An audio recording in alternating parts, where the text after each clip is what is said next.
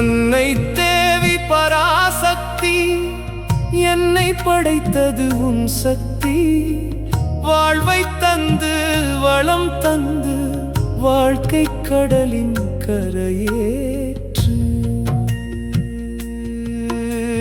தில்லை சிதம்பரம் பத்தினியே, நெல்லையில் வாழும் பத்தினியே, திருவடி மலரினை தொழுதிடுவேன். திருவருள் புரிந்தனை காப்பா.